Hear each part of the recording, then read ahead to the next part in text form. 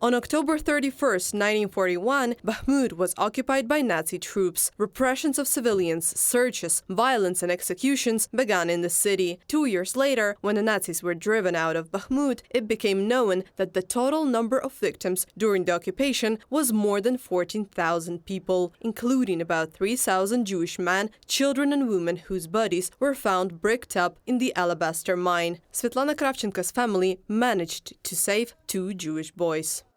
My grandmother Natalia Ivanivna Kravchenko received the Righteous Among the Nations award. On this award it is written, "Who saved one life has saved the whole world." During the German occupation of Bakhmut, my grandmother saved 2 Jewish boys, and until the liberation of our city, they lived in our family. The Nazis did not enter their house in the center of Bakhmut because they feared tuberculosis, which Svetlana's grandfather had. The family history was a mystery to Svetlana until she found her grandfather's letter from the Gulag hidden under the roof of the house. That's how she learned that he had been repressed by Soviets. Bakhmut is one of the thousands of towns that were subjected to Soviet repressions. It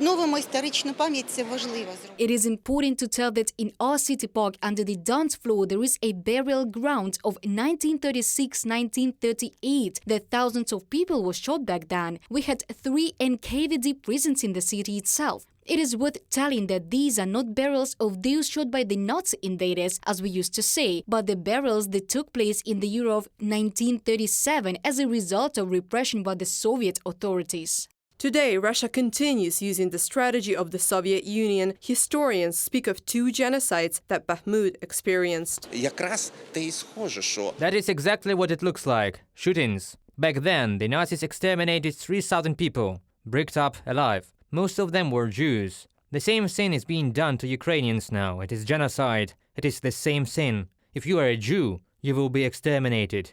Those were Nazis, and now there are Russians here. Are you Ukrainian? You must be destroyed just because you are Ukrainian. We felt this back in 2014, when we simply heard the Ukrainian language from a person who spoke it entire life, and that was enough to become an enemy.